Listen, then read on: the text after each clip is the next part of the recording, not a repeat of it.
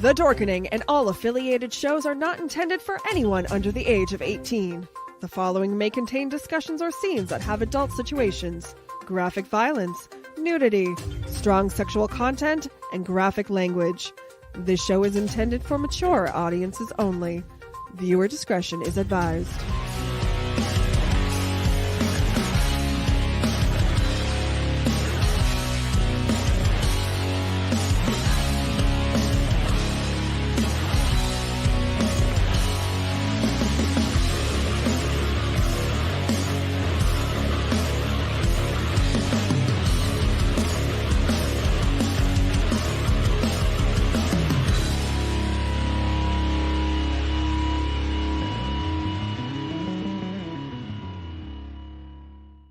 Rise and shine, my sinners. When Father Evil starts his day, he gets a little deadly. Deadly Grounds coffee has the richest, smoothest flavor you'll find anywhere.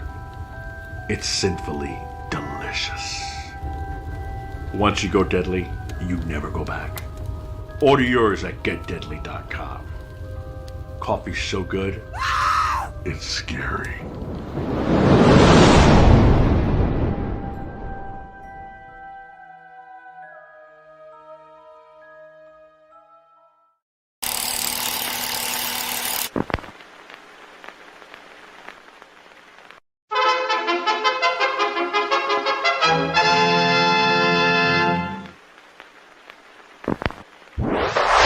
Persons under 18 will not be admitted.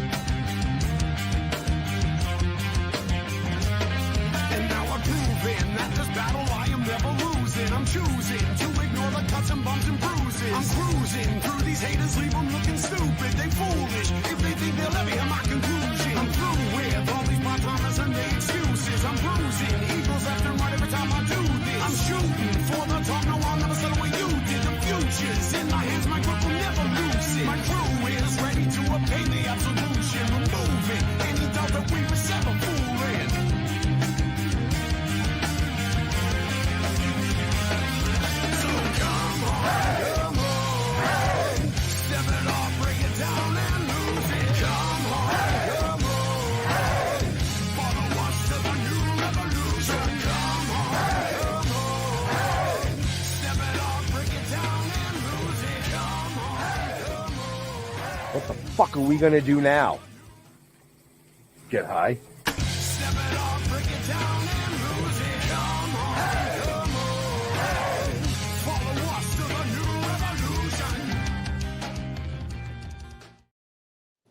Hell yeah. Happy Wednesday, everybody. Yep, you expected to see Leo. Nope, he's not here. But we wish him well. He had a little procedure he had to have done, but we won't get into what's going on with his anus. So, taking Leo's place tonight, of course, is me. Great. I promise I won't fuck things up. But taking my place tonight is the one and only Jar Jar. What's up, Ben, Jeff? I'm happy to be here. This is pretty cool. Another Wednesday with you guys. So, where's Jeff? He is right there. There he is. I'm right here. Happy Wednesday. I'd say happy end of February, but it's fucking leap year. They added a day on me. Right? All right. What is up with that shit? I was all excited. It was the end of the month. No. You know, now I was reading somewhere that they really fucked up this whole calendar thing because if you think about it, everything's in 13s. Okay. This technically should be 13 months with 28 days. It's that simple.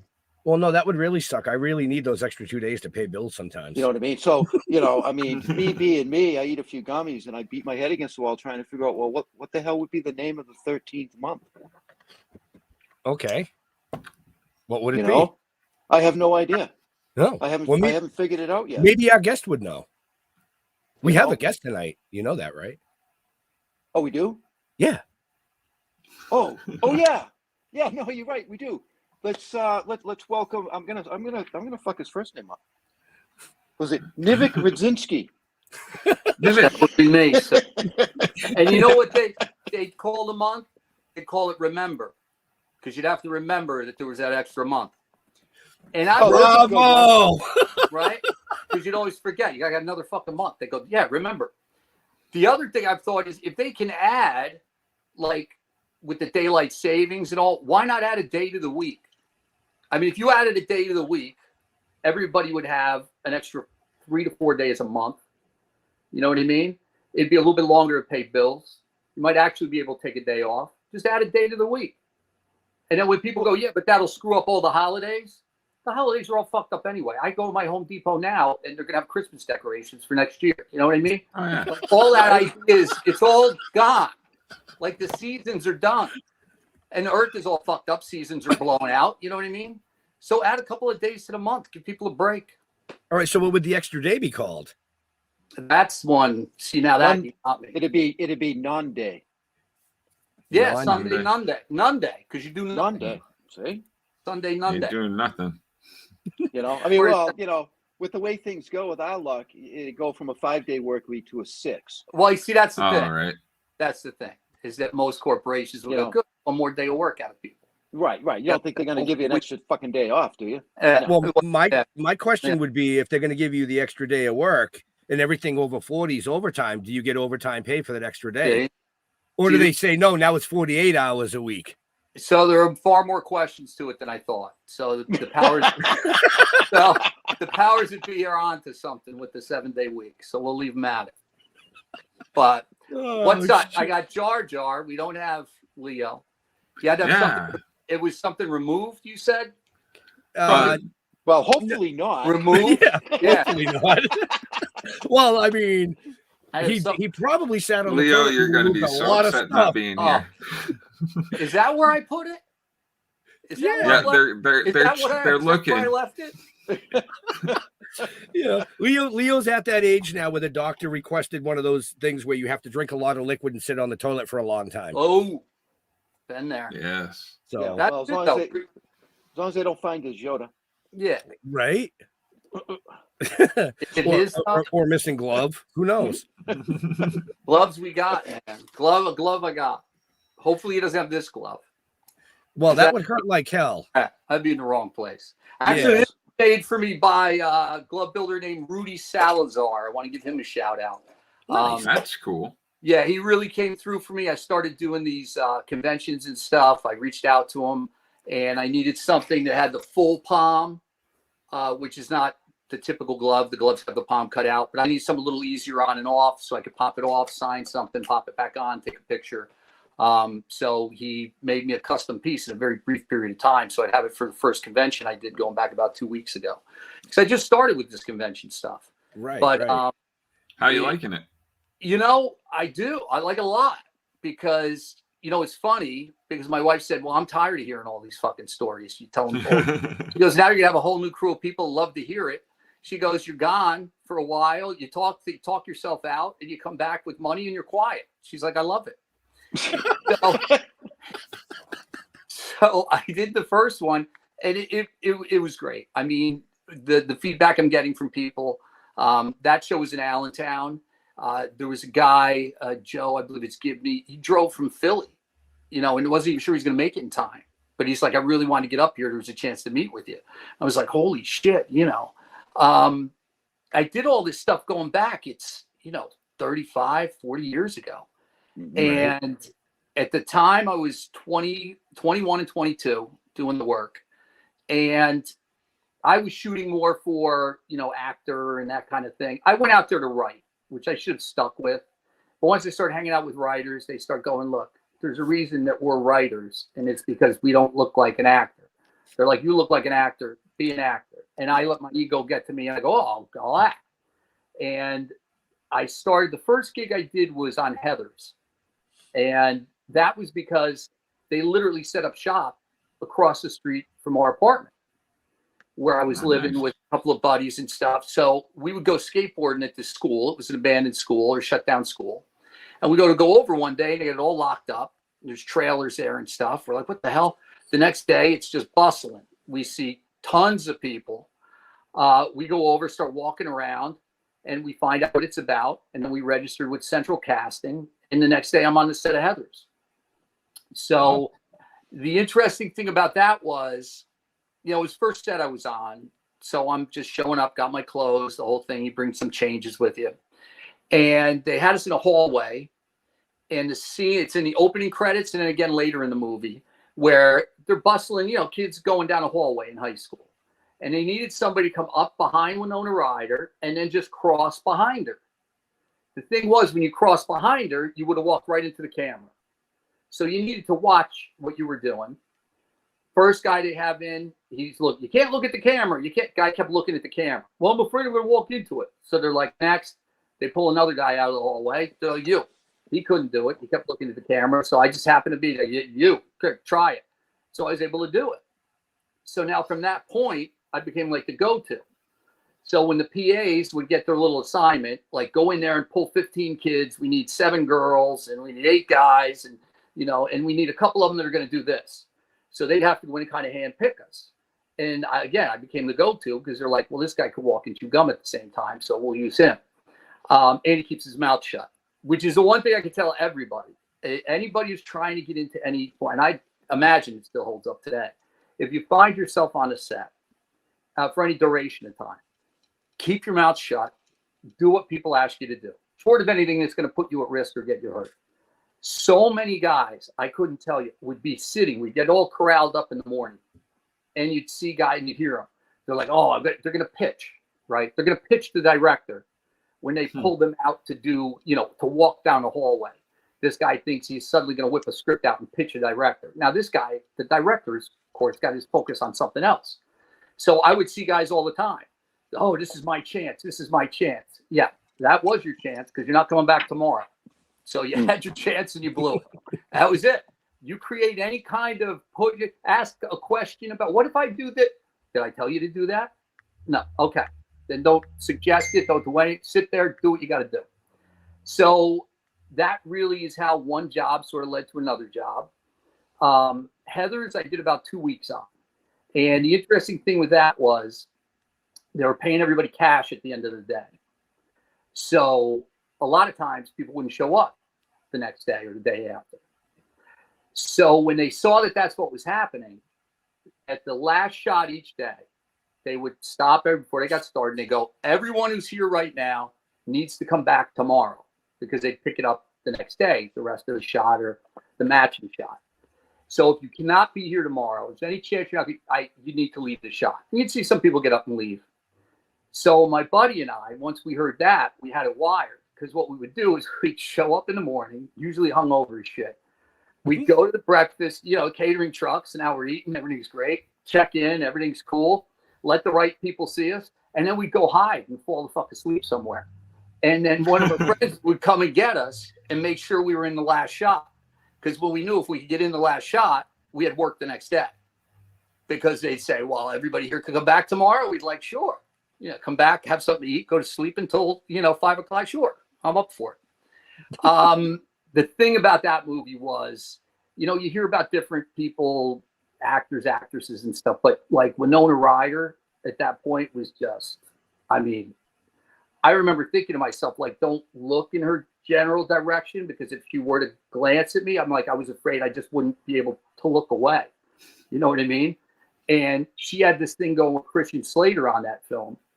So I'm like, I don't need this guy looking like, this guy. He might be good crossing in the hallway and all, but he's talking up Winona a little too much. Get him the fuck out of here. And of course, Christian Slater or me, I'm going home. Yeah. So I kept to myself with that. Again, it was the first set.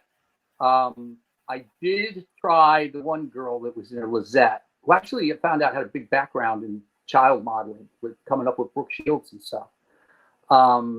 But we end up in a cafeteria scene, and we're between takes, and now she's like right across the table from me, and I'm like, well, I gotta say, and it's not Winona, so I'm not worried about pissing Christian Slater off. So I look over and I see she's got a watch. So I'm like, can you tell me what time it is? And or do you know what time it is? And she says, no. And just sits. So I'm like, oh shit. So I point at the watch, and then she goes like this, and she says, this is a prop. This doesn't work. And she sits her hand back down, and it's like, tell me it's your first day on a movie without telling me it's your first day on a movie. Ask me what time it is on the watch that obviously isn't working. So that movie came and went, and then they called me one night late to do a walk on the Blob, which there's a scene with some guys in Letterman jackets, and they walk into a diner, and then Kevin Dillon's character comes in, and there's a death scene in the kitchen. So just walked on a couple times, sat down. It was late at night. It was that I remember was weird for me because I got a call at like 9 o'clock at night. Can you be there at 11?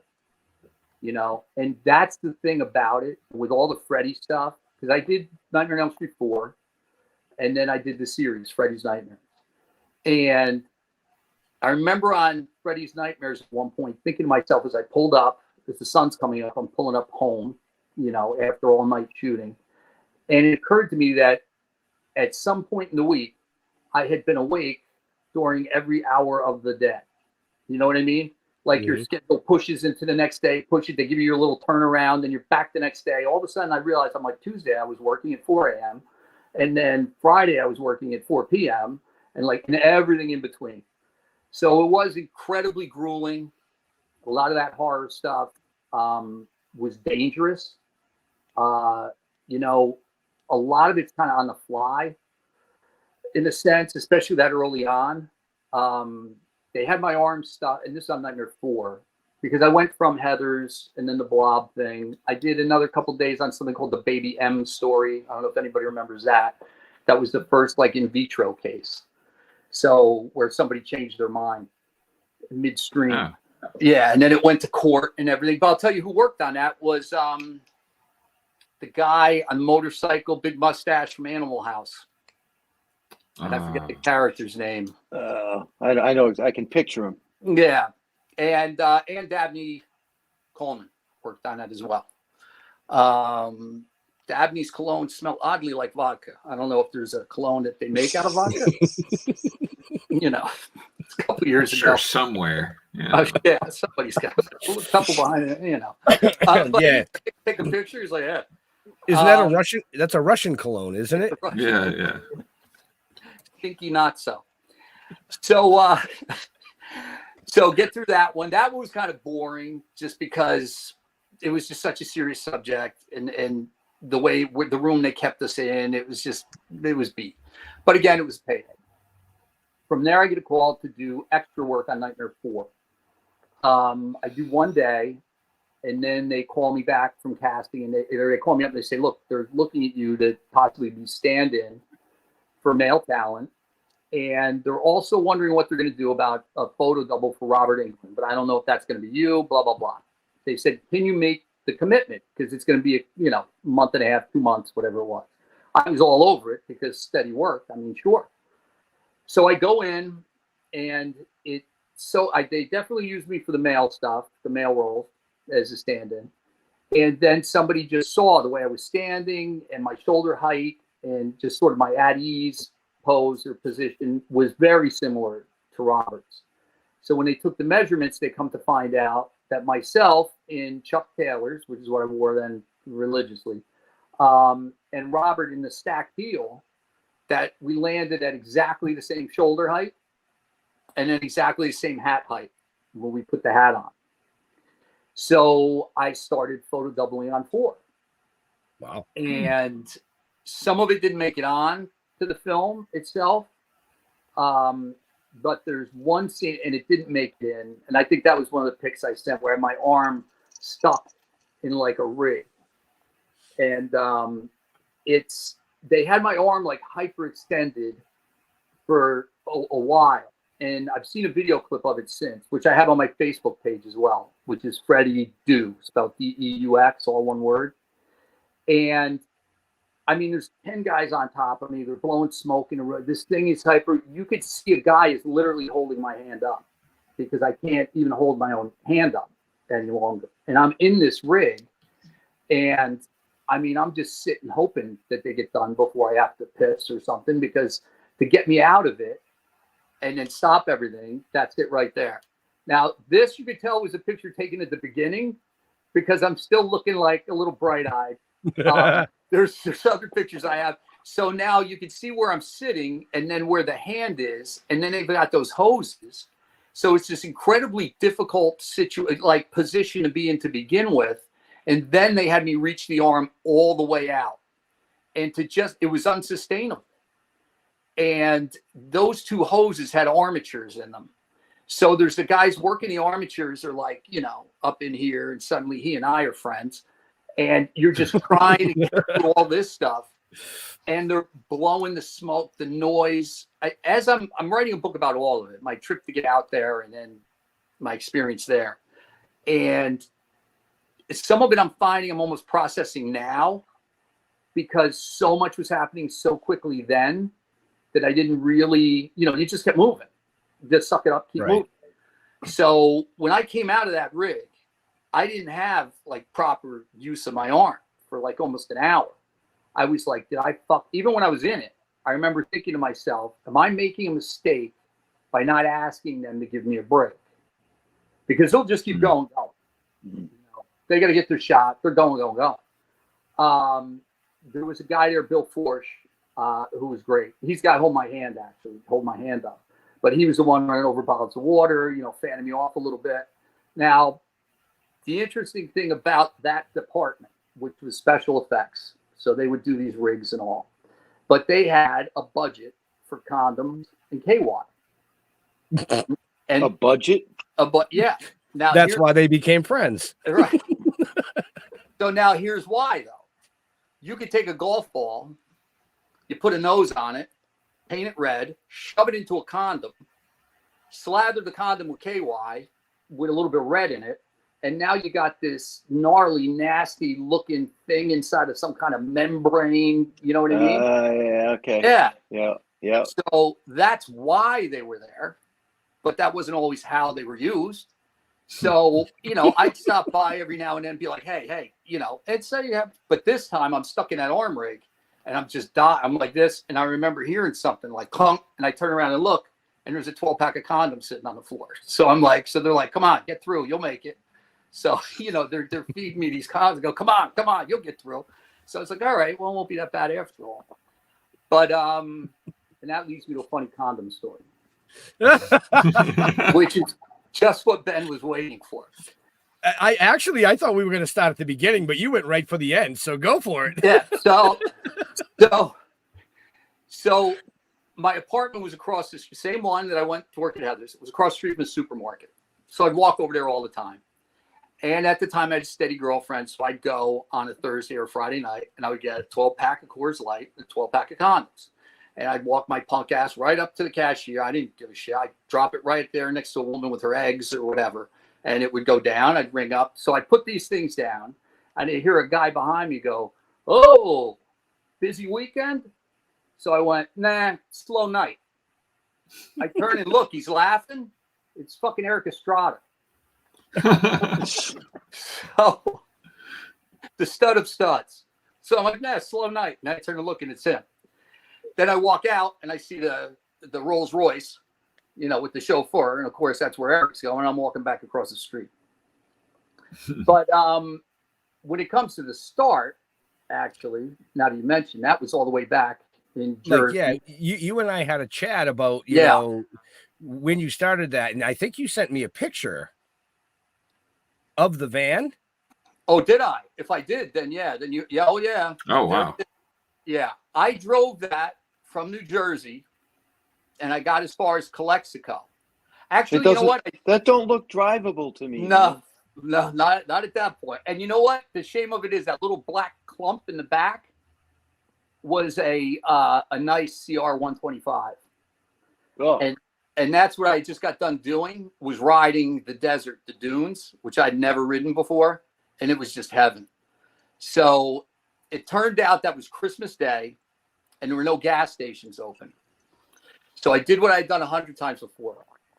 I start the van up, turn it off. It's now there's gas in the carburetor. I pull that cover off because the engine's inside.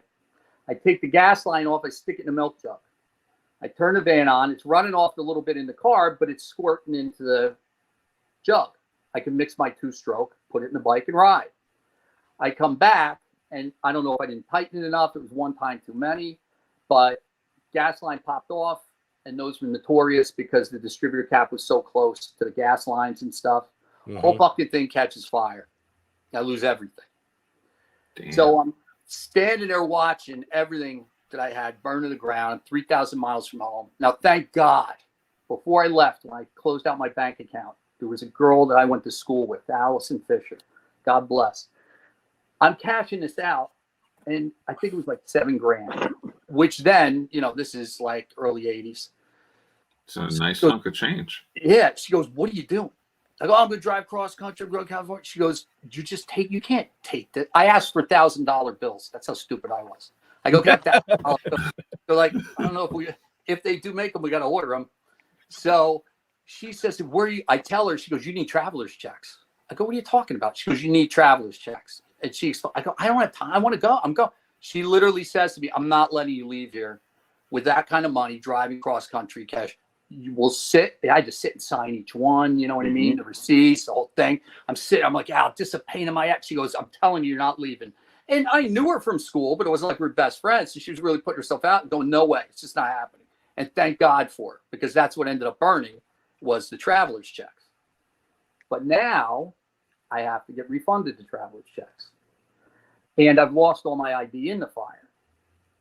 So I'm watching this thing burning. And I remember I'm standing there with the fire chief. The whole town came out because it's this little town. It's Christmas, the black smoke. Everybody's like, "What's going on?" So they're fighting it. It's just about die. All of a sudden, you start hearing this pop, pop, pop. So he yells, "Everybody, get back, get back." So he looks at me, he goes, "Do you have any ammo in there?" I go, "No." He goes, "What's making that? What is that?" I said, "Well, I had a couple little propane for cooking." He goes, "That would have went a long time ago." And then I'm thinking, and I go, I loved when I was able to get, because at the time you couldn't get Coors everywhere. So I thought I was fucking Smokey and the Bandit. I mean, I could get my hand on Coors, forget it. The cooler was half full, half light, half regular Coors, the whole trip out, once I could get my hands on it. So I said to him, it might be the beer. I had about a case of beer in there on ice. Maybe the cooler finally, oh. So he yells out, "It's just beer, go back." So I told him, I go, "Chief, just beer?" I go, "You know how bad I need a fucking beer right now?" Yeah, so right. So he starts laughing. He goes, "Well, you're taking this pretty good." I go, "What am I going to do?" So he says, "You have family out here?" I said, No, everybody's in Jersey." He goes, "Well, I can put you up at the firehouse." He goes, "And I'll call Red Cross in the morning." He said, "Or," he goes, "this Christmas angel over here." And he points at this girl she's stick thin. She's got the cutoffs. She's got a baby on her arm. She's puffing a cigarette. She'd come over and ask me a couple questions earlier. He goes, "She said she could put you up for a while." So I'm like, what choice do I really have? So I get in the car with her. There's another kid that's in the back seat that had been sitting in there the whole time while she's out watching this fire.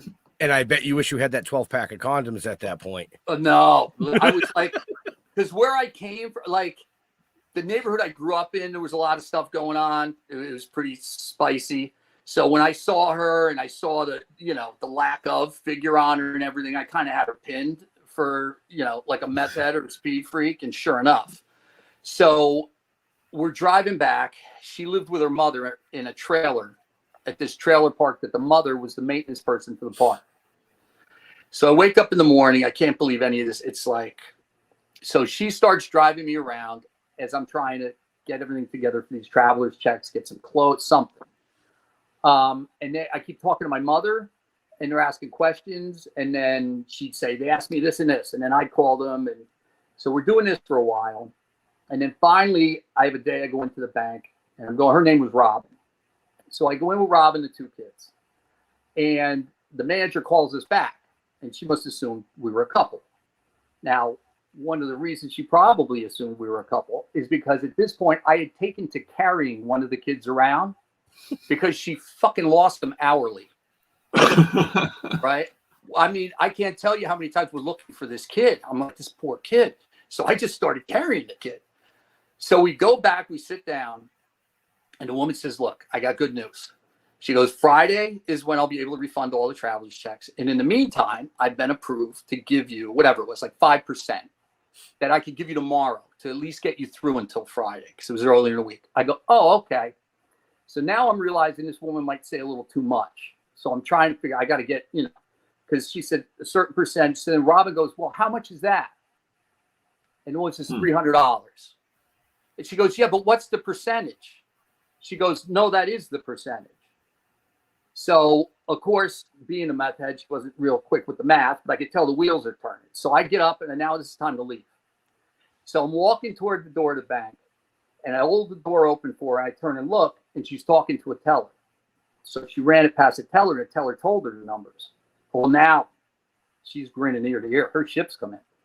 She comes outside. She gets in the car. If it wasn't such a dire situation, it would have been funny how obvious she was. She's like, oh, you know what kind of camper a guy could get for just $1,000? And I was like, whoa. Now, I'd already seen her go to her dealer's house a couple of times. I'd seen some of the people she's hanging out with. And I'm like, instantly I grasped, I've got to let her think that I'm going to cut her in, or else she's going to figure out a way to fucking cut me out. And I'm in this little desert town. We were 10 minutes from the border of Mexico. I mean, it was nowhere. It's 110 in December, for Christ's sake. So I'm trying to work her a little bit. We got a couple of days now. I'm like, okay.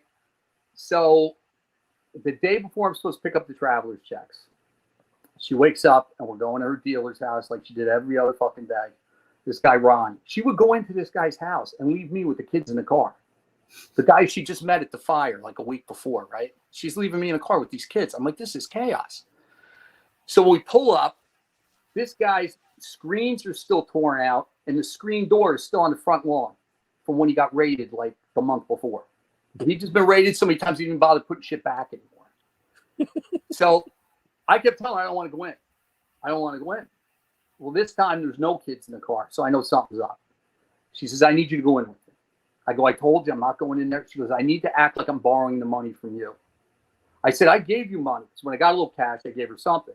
She goes, yeah, but I owe him a lot more than that. She goes, and he's not willing to trade anymore. Lord knows what that meant.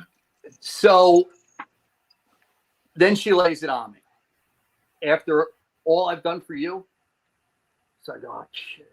I'm like, let me just get in there, get out of there, get the traveler's checks tomorrow. Everything will be cool. So she goes to knock on the door and it half swings open because this thing's been kicked in and everything, right? She walks in and we see this guy and he's slamming the phone down like this. I told these motherfuckers, don't talk on my fucking phone. He rips the wire from the wall, he throws it. He goes, this is why I'm getting in trouble. Everybody keeps calling, they're talking on my phone, they're coming by my house. This is what, nobody else is going to go. I'm going to go. She's trying to calm him down. He sees me. And she goes, this is Kevin, the van. Well, everybody in town knew the story. So he's like, oh, hey, Jersey. He's calling me Jersey. He goes, sit down. So we sit on the sofa. She sits down and she goes, She reaches behind her and she pulls out a fucking 9mm, right? And she's going, oh, when we used to go to clubs, Ronnie used to have me hold it because they don't check girls and and I'm sitting like this, thinking it's way, I'm like, whoa. Now, before I didn't want to meet this guy. Now I want to know where the fuck he is. I'm like, where'd this guy go? So he comes out and he's laughing. And he says, what's wrong, Jersey? You never saw a gun? So he takes it from her and he goes, if I were you, I'd be a little nervous to swinging that around in front of my face too. And he puts it under the sofa. He hands me a beer. We're sitting having a beer. We're talking. All of a sudden, there's this fucking knock on the door. Boom, boom, boom. Nothing. He yells, who is it? Nobody says anything. Boom, boom, boom. Who is it? Nothing. Now, I'm thinking to myself, you could push that door open. The door can't go busted out. They kicked the door down. You could just pull. Who's knocking? This guy, it was like slow-mo. He reaches under the fucking sofa. He comes up like this. He stands up. He takes 2 big steps towards the door while he's cocking his thing over his head. Now he's standing next to the door like this. And he's yelling, "Who is it?" And my whole life flashes before my eyes. I go, this is it. I go, it's going to be police. They're going to kick the door in. He's going to shoot. They're going to shoot. My mother's going to hear that I got shot in some fucking meth lab in the desert. You know what I mean? Which she's only going to find out when the bank calls her, going, "You have any idea why he's running so late?" I mean, I'm going, this is it, man. This is fucking it. Then he hears a voice, and it's somebody he does know. So he flies the door open. He grabs the guy by the collar of his shirt. He pulls him in. He literally smacks this guy. He goes, "I told you, don't knock. Cops knock. Cops, get the fuck." They go off in the room to do whatever they're going to do. So with that, I get up and just start walking toward the door. She's like, "You want to go?" I'm like, "What, are you fucking kidding me? I want to go." So I'm walking out, and the fucking front door bursts open. And it's this guy's roommate. And he's carrying his laundry in backwards. He donkey kicked the door open. And in my head, I think, if that guy if he would have left the fucking fluff and fold 5 minutes earlier, I would have saw a homicide. He would have shot the fucking guy. There's no 2 ways about it. He would have fucking shot that guy. So I get out of there. I end up buying a used car. I blow her off. I'm able to get out of there with my money, my life, and everything else. I get up to Hollywood. I settle into an apartment on Gower, which was right up the road from the Sunset Gower Studios. At the time, they were filming Married with Children there. I would stand in the middle of the street, and I would just see the Hollywood sign. So I was like, I fucking arrived. The kid from Jersey, you know what I mean? I'm like, this is it. This is the shit, man. I'm fucking Hollywood. So I got a job working delivering rental cars. It was all high-end rental cars. So it was like Mercedes and Corvette convertibles and Lamborghini, not Lamborghini, we had Ferraris. And we're delivering to everybody. I told Ben in the interview, Eric Roberts I picked up and then drove him back to the airport. We spent 45 minutes bullshitting. And we're talking about the difference between copping weed in LA compared to copping weed in New York. You know, I mean, it was cool. So I'd see a lot of people doing that. I got in a horrific car accident working that job. Basically what happened was I got T-boned. It was a Camaro. When they just started coming back with the Camaros big, and they'd have like the stripes on the bottom with the Z28, you know, to be like yellow, orange, brown, whatever. And then the T-tops. This thing had T-top thing had less than 500 fucking miles on it. We get hit so hard from the side, we slid sideways a good 30 feet. And then when it bit, finally, I slammed my shoulder, tore my rotator cuff. I removed the rearview mirror with the back of my fucking head. We end up in the ambulance, the whole thing. And I'm getting wheeled through Cedars-Sinai. And it's like a movie where you're just seeing the ceiling tiles go by and the lights, you know, because you're laying in the gurney. And I'm looking and I'm still half delirious. Oh, we're going. All of a sudden, going. Then it gets quiet. You can kind of hear muffled voices. And then it just goes fucking pitch dark. And I'm like, fuck. I'm like, well, this isn't good at all. I'm like, I hit my head and I'm in the hospital and now it's dark as shit. What the hell is... All of a sudden, voices, and it's bright. It's so fucking bright white light. I'm like going, what the hell? I can't see anything except this light. So I'm like, well, not for nothing. It's exactly what they tell you. You know, you're going to see this light. You know. Then, again, quiet, muffled voices, dark. I'm like, holy shit. And I remember sitting, and I thought to myself, I do have clean underwear on. But then I thought about how much of a wreck my apartment was in. I literally start to cry because I'm like, oh my God, I'm leaving it. So now I just had this thing in the desert. I thought I'm going to get fucking shot. Now I'm dying in this fucking car accident. I'm like, well, I got to LA at least. So all of a sudden, boom, again, a super bright light. So now I just start calling out. I go, I know what this is. I'm all right. I'm good with it. I'm fine. I'm dying. That's it. And then I hear a voice. You're not dying. I'm like, what? No, I'm dying. I go, no, you're not dying. I go, but I got bit and there was this lump. I get this lump, like my brain is coming out. And all of a sudden there's like a person hovering over me because I can smell like a cigarette breath. And the guy goes, no, that's coagulated blood. That's not your brain. And you're not going to die. You don't stand a chance of dying. He goes, everybody knows you're in here. I go, what in here? Because I'm thinking, oh, I'm stuck in purgatory. I know. I go, I'm in here. He goes, yeah, you're in a storage closet. I was in a fucking utility closet that every time you'd open the door, the light would go on. So then when it would leave, the light would go out. I think I'm moving through dimensions. Meanwhile, they just stuck me in a closet. He goes, everybody knows you're in here because we can't believe we're so busy. We had to stick somebody in the storage closet. And you had the least chance of dying, so. That was it, because everybody knew you were here. Everybody's in and out grabbing shit. So they're like, we'll stick them in there. We're not going to forget about them because everybody's in the closet every fucking 5 seconds. So then the nurse comes in and she's like, Kevin, you still with us? I go, yeah. She goes, you didn't go die on me, did you? I'm like, yeah, no. I'm here. So all that shit before I even set foot on any of these sound stages and shit. So when I do start with the movie stuff, and I kind of gotten that already from home and the drive across. I was pretty sharp with like being on the lookout for dangers or what might happen. And after that kind of stuff, your frame of reference changes dramatically. And even now to this day, as we're raising my daughter, she's, up and gone. But I would say things, people go, what do you think? Like, that won't happen. I go, listen, I've had shit happen you would never think was going to ever happen. So I'd rather be prepared. So we started these movies. There were a couple of times where I'd be like, I really don't want to be around this, whatever it was going on. So now on Nightmare 4, they had an incident with a big Freddy, and people were pushing through it. Their whole body sort of pushing through this thing. So this thing is, a good 15 feet tall or whatever. They made this huge sweater for it. People are pushing through. And as they were doing it, working the scene, the thing fell with people in it. And that was one of those where I was just like, everybody's like, oh, we're going to go watch this gag or you're going to go watch this thing. And I'd be like, I don't know. Another classic scene in 4 is the waterbed scene. Where they get in the waterbed. That was sort of half the tank or 3/4 of the tank was up front. Then they had the bedroom wall.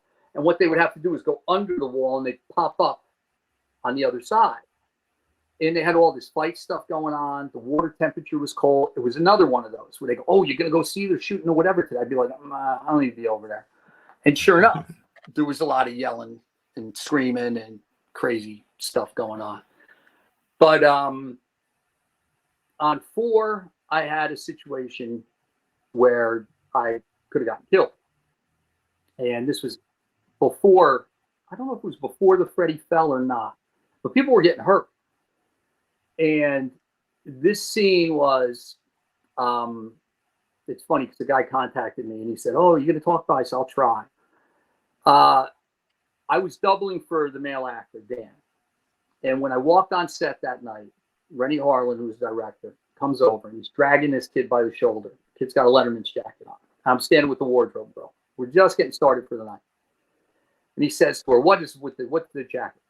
She goes, it's a Letterman's jacket. And he says, yes, but it's same as Dan, because Dan was the other lead character. She goes, they're on the same team. He goes, it's the same jacket. It's boring. I want a different jacket.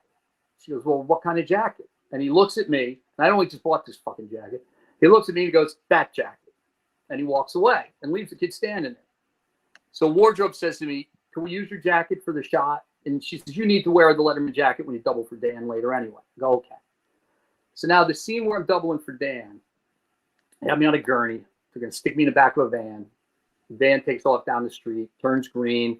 The script was always very fluid on that one because it was a writer's strike and everything. So then it was going to be Freddy turns around and looks. He's driving this ambulance.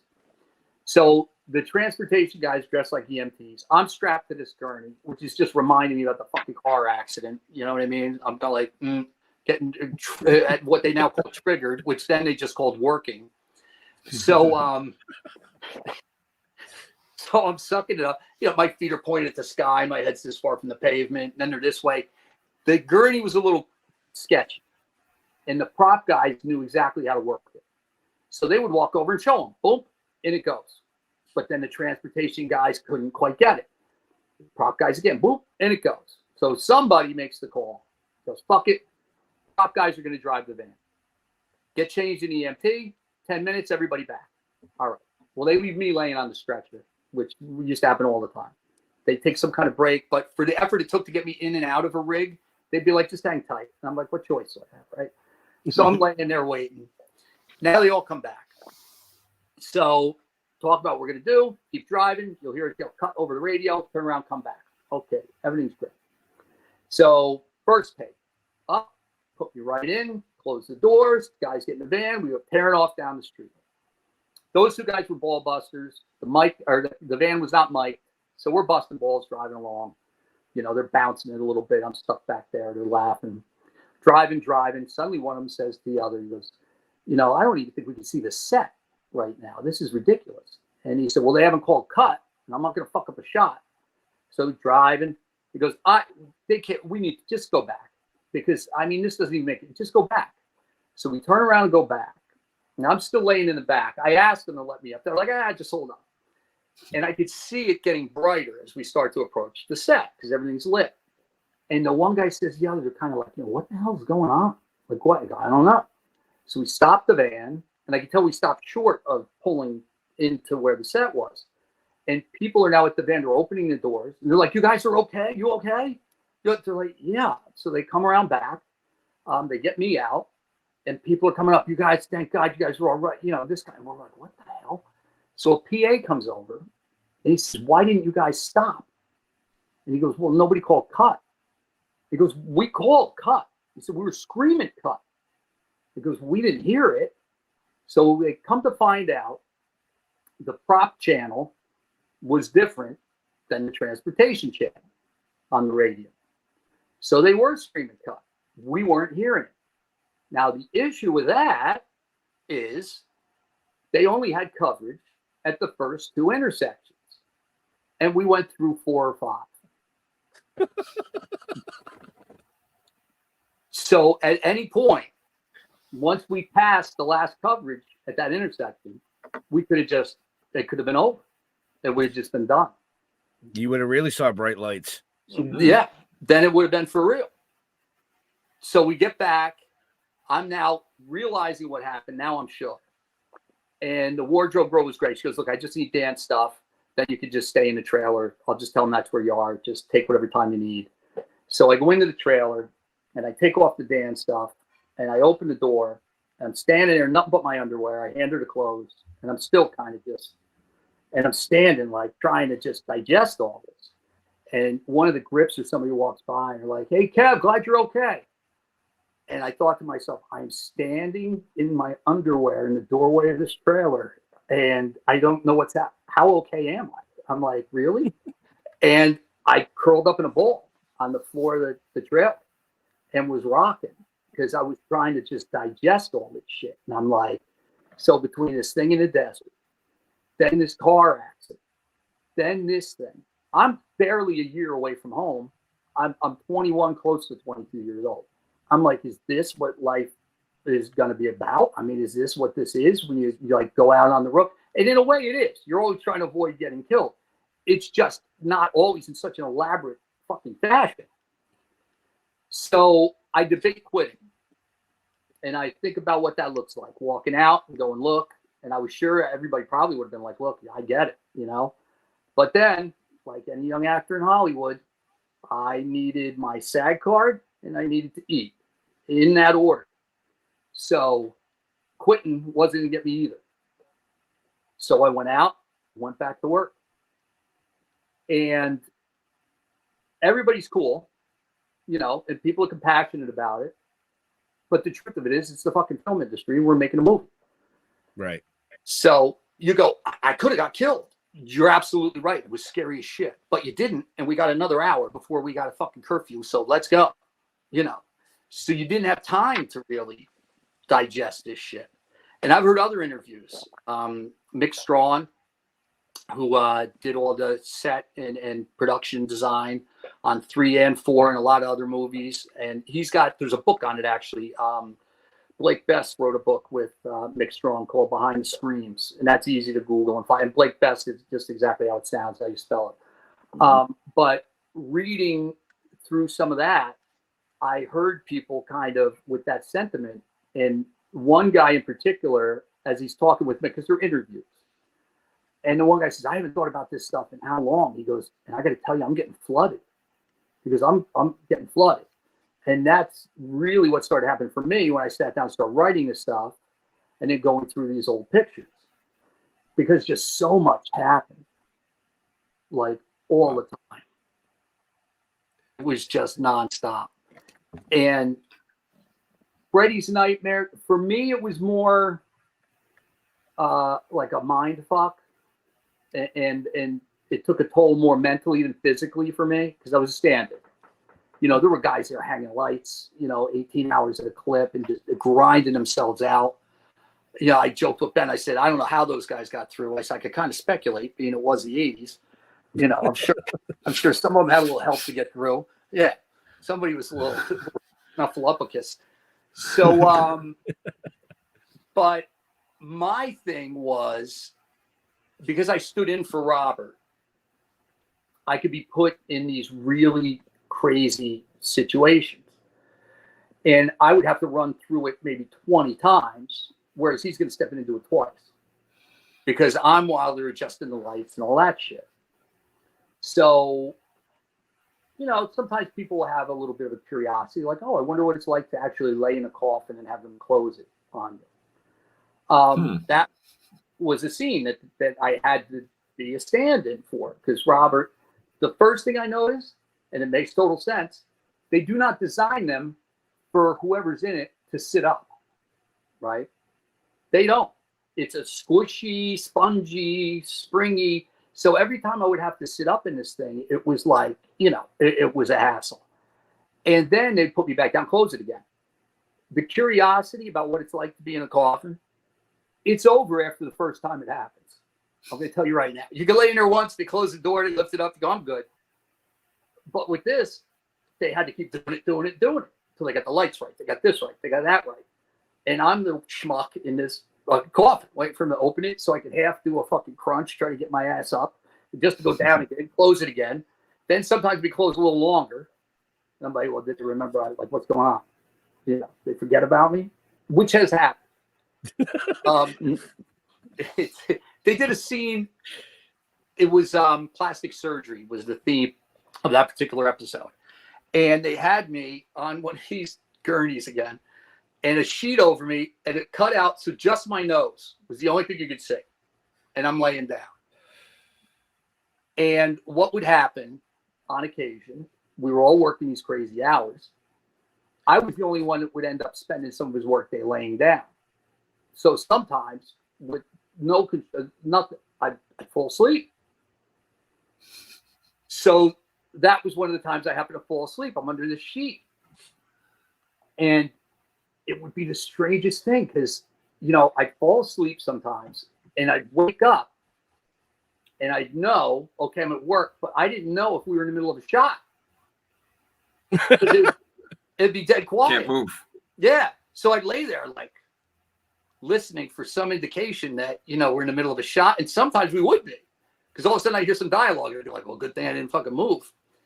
So with this, I wasn't hearing anything. So I'm like, what the fuck? Then I start hearing people coming back. They had taken a break and they left me there. The guy goes, you were snoring. He goes, you were snoring. I go, but I could use a break. They're like, really? You're sleeping? So that I had to kind of work with guys and let them know why it was happening. Because it wasn't like I was going, I stay up all night. Because that show was so grueling. I did very little partying while I worked on that show. Because it was such a grind. And I kind of, some of the grips I could tell they were resentful. I mean, these guys were up there busting their ass and they look and I'm sleeping. So sometimes a guy would walk by and he'd hit the bed with something, and he'd boom, I'm like, whoa, what? And I kind of talked to guys. I said, look, I don't want to fall asleep. Like, I don't, you know what I mean? But they're leaving me laying there for an hour. I'm like, I'm fighting it, but, and sometimes you kind of had to go somewhere else. And a case of that would be, like, if you ever see a scene where there's a couple laying in the bed and you're overhead looking at them and they're talking.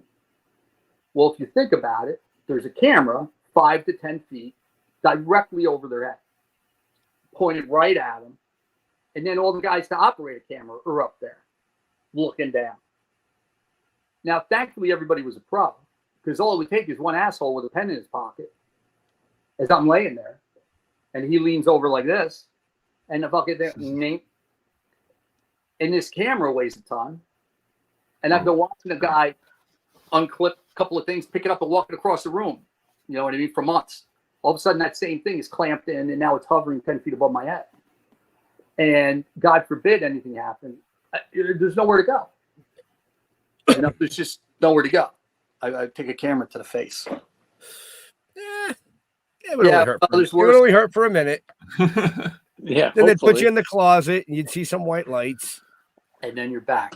And then you're back. Little twinkles. So you sent me another picture here.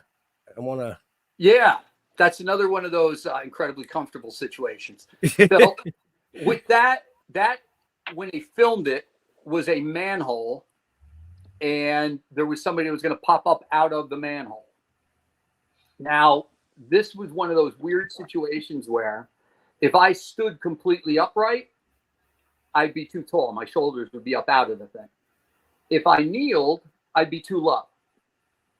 So I had to kind of do this like weird, like yoga-y. I'd have to put myself in these positions, and sometimes I'd grab an apple crate or something to shove under my ass. If you could go back to that picture, though, Ben, there's something on that that's funny, and it just tells you the whole thing.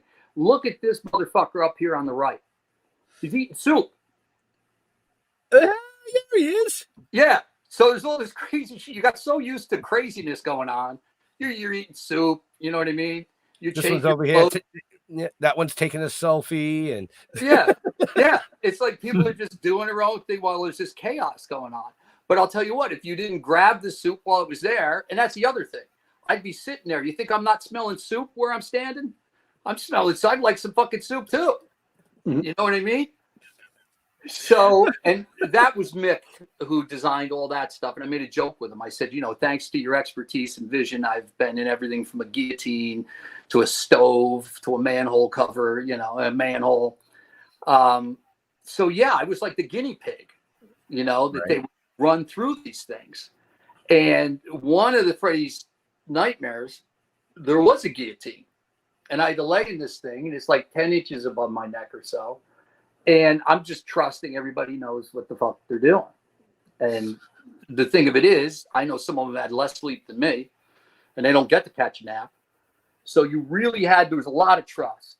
And there were a lot of great people working on it. They may not have had the usual faculties or budget that they were used to really execute in the way that they had become accustomed to, but they still, and I'm assuming it, you know, you may talk to some of these guys, they go, no, we had no idea. You're lucky you're alive. But they seem to, you know, I had to trust them. I just had to. You know, there was one on the Freddy's Nightmare, they were trying to rig a glove so that when you drug it down a gutter pipe, it would throw sparks. So a guy would say, this was always when I knew I was in trouble. One of the other guys in another department, because anything with the glove, it would be me. Any of the glove shots on Freddy's Nightmares was me. Anytime you saw Freddy, but you didn't see Robert's face, that was me. So if there was anything with the glove, with the effects or whatever, guys would call me over to kind of consult. Is this right? Is that? Do you think this will work? That will work? So a guy calls me, and he's got this glove, and I see these wires. And I remember, I'm like, John, what is it? Oh, we got to get it to throw sparks, man. I'm trying to. So he plugs it into, I guess, a car battery, marine, I don't know which. But I'm dragging it down. It's sparking a little. But then it sparked a little. Now the fucking thing gets hot like that and burns the top of my hand, one of the rivets from the glove. Because, you know, they got these things that are riveting them all in place. And on the other side, it's just a bare rivet. So I'm like, he's like, just a little. I'm like, no. I'm like, so I take this thing off. And I remember later in the day, I'm doing something, and somebody comes over to me. And this was sort of the fun of it, is that people were ball busters on this thing. You couldn't get involved in any real physical humor or pranks or anything because it was just so dangerous. You know what I mean? So everybody would just kind of say little, you know, just take little shots here and there. So somebody came over to me later that day, and I still don't know to this day if they're busting my balls or not, but they go, hey, how'd it go with the glove thing? I go, well, it's not throwing sparks and all. He goes, I thought something was up because they're working on it now. They're talking about plugging it in. I go, plugging it into what? He goes, it's like an outlet. They're going to plug it in. I'm like, well, for fuck, I'm not kidding. What are you talking about? But then it never comes up. You know what I mean? But I'm left to sit there for a couple minutes going, is somebody really going to expect me to do this?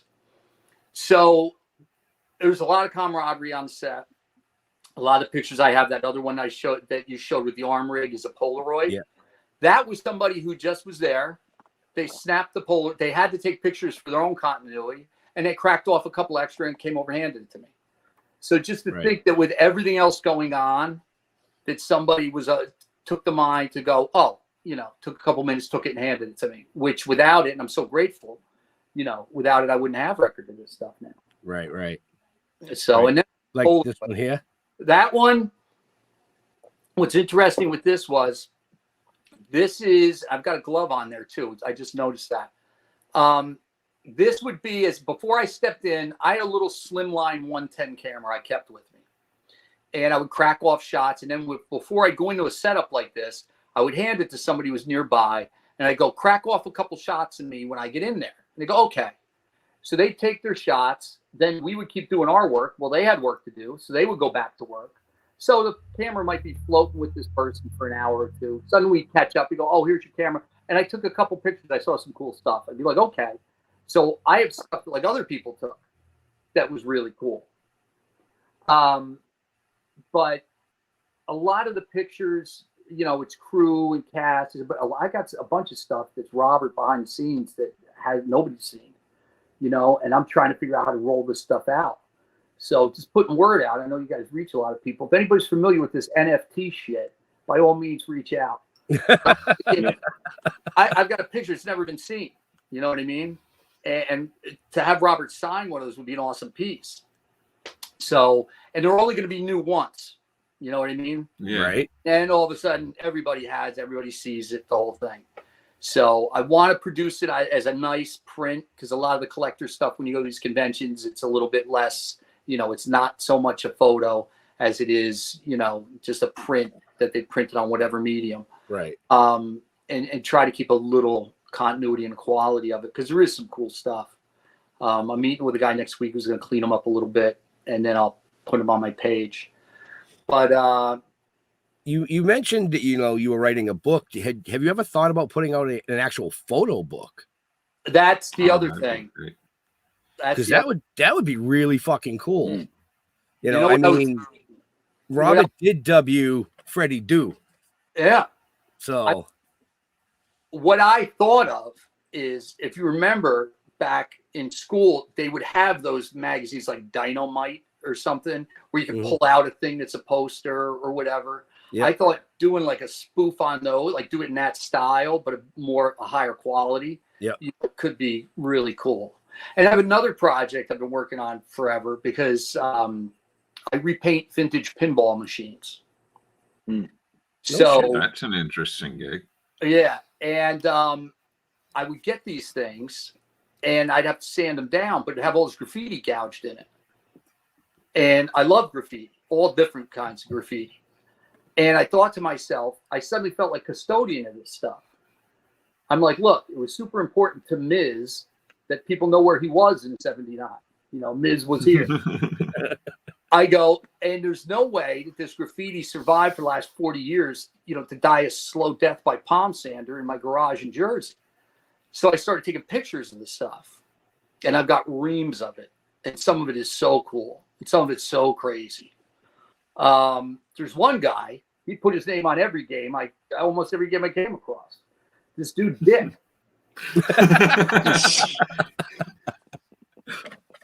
With a phone number, right? Yeah. Because there's like every game a Dick. And then sometimes I get scared. You'd see SWAT stickers and stuff. I go, this is great. I got one that's got a bumper sticker. It says Elect Wallace.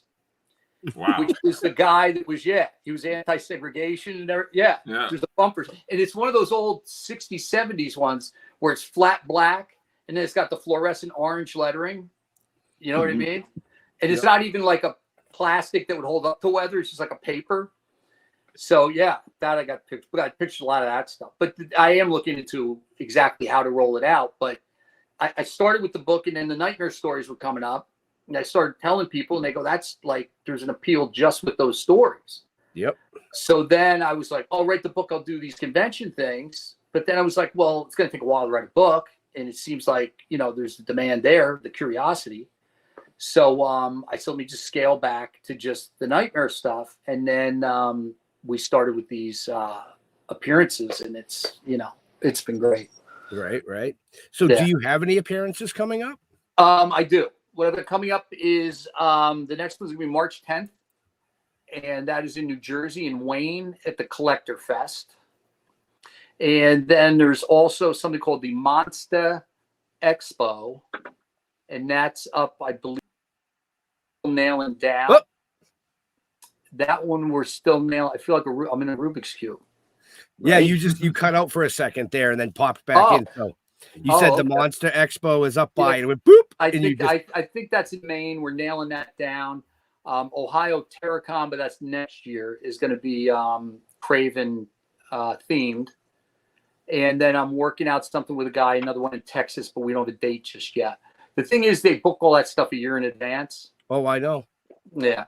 So jumping in, you know what I mean? I'm scheduling from the back, the end of it and then bringing it in. But I'm also trying to get some of the stuff up front now where I can squeeze in and there's still enough time. A lot of it is educating people on who I am and what I did. Right. Because I have to say straight away, I'm not a cosplayer. And then because it worked so well when they cut everything together, people don't realize there was somebody doing what I did.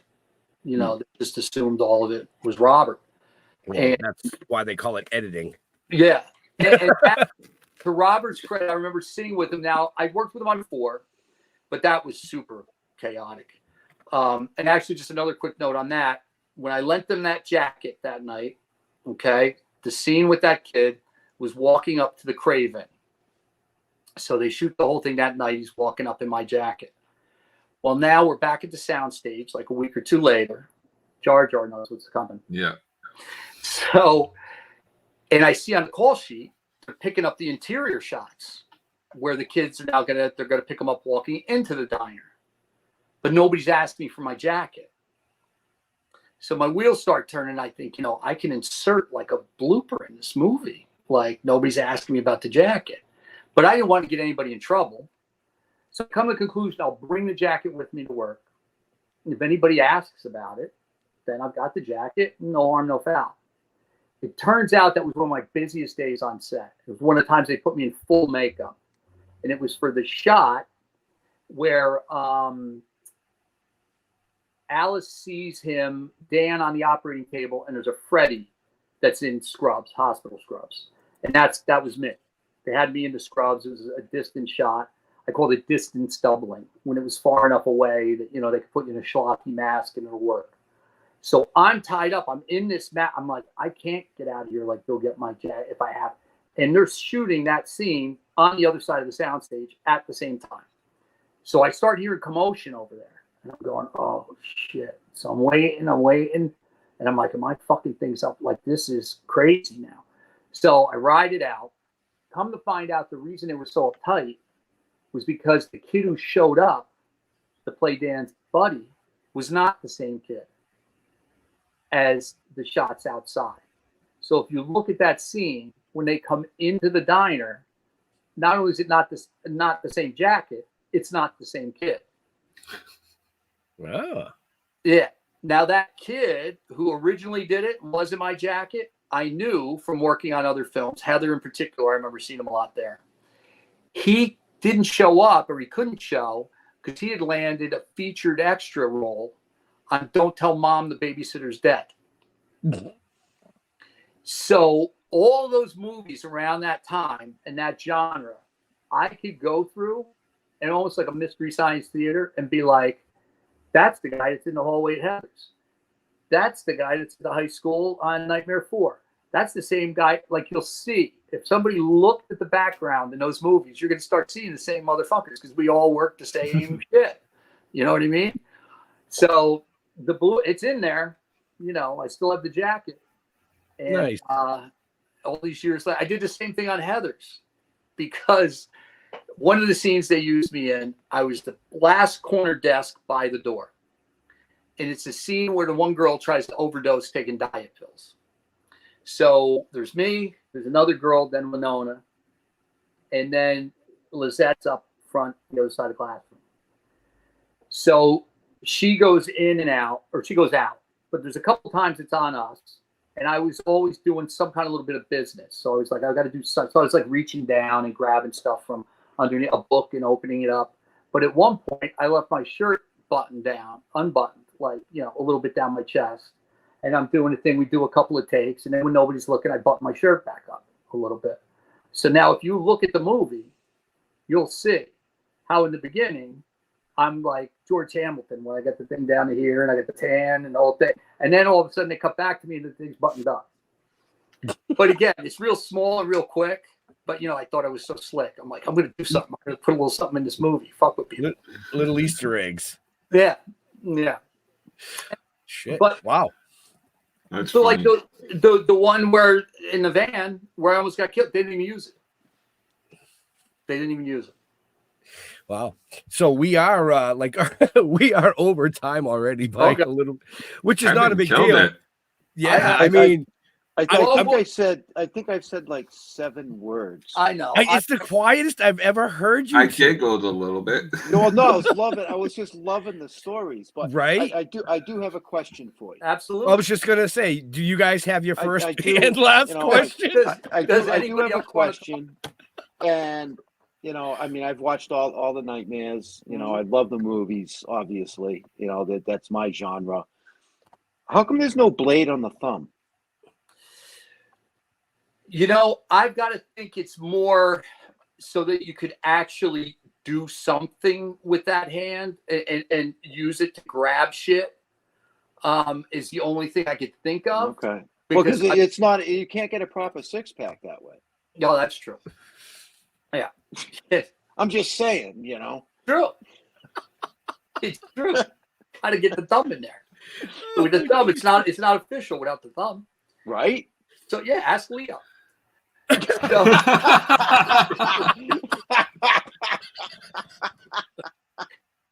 Perfect. Leo's like, bring him back, motherfucker. Oh yeah. It only took an hour and 12 minutes, but we got to you, Leo. Yeah, he's like, I'll be there next time.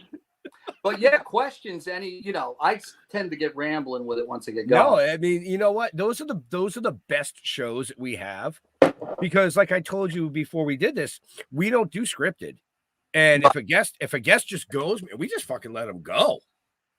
Yeah, it's a lot of, you're gonna hear things. You know, you're telling stories that nobody's had the chance to even hear before. No, it's true. You know what I mean? And that's fantastic. And I think that's what really makes it. So, you know, you know, I am missing the blade on the thumb. Yeah, there's never been one. Well, you could come up, do your own horror movie now, but only have a blade only on the thumb. Oh, there you go. Then it'd be constant because you couldn't slash. Well, that's the other thing. You know, everybody talks about just call it thumbs up. Thumbs up. Thumbs up. You're fine. Somebody just stole that idea. Right? This is script being written as we speak. Oh yeah, it's just that quick, right? Jar Jar, do you have a first and last question for the guest? Well, now that you're doing puns and stuff, when you hit them, do you go out into the floor and like look around and check out the stuff and pick up anything? Are you a collector of anything? Not yet. And I say that because I was not one prior. You know, I've got my photos from the stuff. I've got a couple little trinkets and things. But having only gone to one, I walked the floor and looked around, and I saw a ton of cool shit. So I was like, if it's going to be like this at every one of these, I'm going to be leaving with half the money I made. I go, because there's a lot of cool shit. There were guys at the last one, Horror Gods, and they make these elaborate enamel pins. And he came over and gave me a few. And one of them is the Power Glove. And what's cool about it, I have it on my page, is they put the little Swarovski, whatever the hell's in it, but as you move it with the light, it looks like it's lighting up. And it's like this big. It's a glove this big. Yeah. You look on my page, you'll see, because I literally put it in there, and I said, am I tripping balls, or does this thing look like it's lighting up? And somebody replied, they go, I think it's both. Right. I think I saw that. Yeah. But they make cool stuff, and everybody's making great looking stuff. Oh yeah. Jeff and I have had the pleasure, and Jar Jar too, because he's part of the road crew to do a lot of these horror conventions down the East Coast, where we actually go run the panels. Okay. Stream them live like we're doing tonight, But yeah, there's some really, really cool shit out there. Oh yeah, Really some is. really cool shit out there. But That's to our solid viewers one. and listeners, if you want to know about all the cool shit that Kevin's done, make sure you check the show notes up above or down below, because it's all in there. Follow him, check him out, go see him at a convention, So go ahead. You were going to say something. I'll let you keep going. I don't give a fuck. No. Well, you know what? Jeff's the one that wants to eat. I want to eat. Yeah. and I've got to hit the dispensary before they close. Oh yeah. But a teaser then, I guess, for next time is we haven't talked about driving the hot car to Vegas. Or Rick James, bitch. Yeah, Rick James, bitch. The Rick James thing. There's the dog story at the kitchen table. There's plenty. So, needless to say, when Kevin finally has his book out, folks, you got to buy it. I'm just going to say it right there. I'll get an autographed copy. Yeah, it's going to be far more detail about. There's still little nuances about stuff. Just for instance, that thing with the van. It happened that the fire was right next to a canal. There was a man-made canal, and for a second, I thought I could push this thing in because a waterlogged van is better than a burnt van. And when I mentioned it to somebody in town, they said, "Well, it's a good thing you didn't do it because that's the entire water supply for the whole fucking town." Oh, Christ. They said a guy did it once before. He went swimming in it. They shut it down because they have to clean it the fuck out. And you got to imagine the water coming through. This is massive. Cleaned it out so then they could run together. So the whole town in the middle, 5 minutes from Mexico border, no water. They jailed the guy. I go, what eventually happened to him? I swear to God, the guy goes, nobody knows. I go, what? He goes, nobody knows. And that's why you don't drink the water in Mexico. Yeah. And that town, you could have seen it too happening. Wow. So nice. So on that note, folks, Kevin. Yes, sir. Where do you like interacting with your fans on the social medias? Right now, I would say it's going to be the Facebook, which is Freddy Dew, FreddyDeux. I am working on the Instagram and TikTok, which I'll have probably up by the end of next week. I'm putting these reels up that are clips from Freddy's Nightmares and stuff, and they're telling me that I'm getting more views than only 16% of all reels get this many views. Do another, so I'm going to be getting more reels out there. But I would say the Freddy Dew is the one, and then there's also a webpage which is www.freddy-2.com, and there's addresses on there, phone number to reach me if somebody's looking at books, stuff like that. Excellent. Jar Jar. Hey, come check me out on Tuesday nights on Splash Pages on YouTube and Facebook at 8 p.m. Eastern. And almost every Wednesday I'm here these days. So let's see. You look really stoned. I was just going to say, you look. I had to take off my glasses. My I noticed eyes that. are like. I noticed you took them off like 4 seconds into the show. I'm like, did he get fucking contacts, or he's just looking at a blurry screen? And is that a blue screen behind you with all? No, that's the room I'm actually in. Oh, all right. And then those are clips for hanging stuff and holding stuff. Yeah, hanging up comic books and stuff. I'm a big nerd. Nice, man. I'm looking at it. I was like, there's some toys you can see. Like I got my He-Mans over here and stuff like that. He-Man. I was surprised at how big. What do they call it? It was of the universe, Masters of the Universe. There's some. A buddy of mine, his son runs. He's one of the two. It's the Brothers of Destruction, the BOD, and they do like a live auction once a week or something. But he's been nice. Yeah, he's gonna be one of the shows I'm doing. Wow. Jeffrey. Yes, sir. Jeffrey can be seen inside the next half hour at the kitchen table. Yeah, don't follow me anywhere. Go to stilltoking.com. You'll find all the shit you need to know about us, or Toking with the Dead on Facebook. And be sure to get our book. The novel is out. Actually, you know what? Fuck it. Get the book. Get the 5 comics. You'll have a ball. Buy the live action series. You know, the live action shit. The book's available on Amazon, Barnes & Noble. Just, look up Toking with the Dead. You might end up with Talking with the Dead, but fuck it. Just go to Toking with the Dead. It'll autocorrect. That autocorrect shit. Sometimes it helps me. Sometimes it don't. Yeah, it's everybody. Go figure. You know, when I'm trying to find Bob and it goes up boobs, well, I'm happy. There you go. It's like, that's great. Hey, spell check. It will never be duck. Oh no, it's never a duck. It tells spell check. It's like spell check. It's never gonna. You know what I mean? No, mine pops up as luck, and I don't know where the fuck that comes from. No, you know what I mean? Or puck, but I don't play hockey, so that's irrelevant. Well, that's how I remember all my passwords. Is I'll put in like fuck AOL, fuck AOL, and then fuck whoever. Like that's my password. It autocorrects. Yeah, no. I just put it as my password, so I never forget it. So I'll be like fuck Bank of America, whatever it is. Hell yeah. So there you go, folks. Now you know how to hack into Kevin's stuff. Yeah, there you go. Just put fuck in front of it. That's it. It's probably Kevin's. Yeah.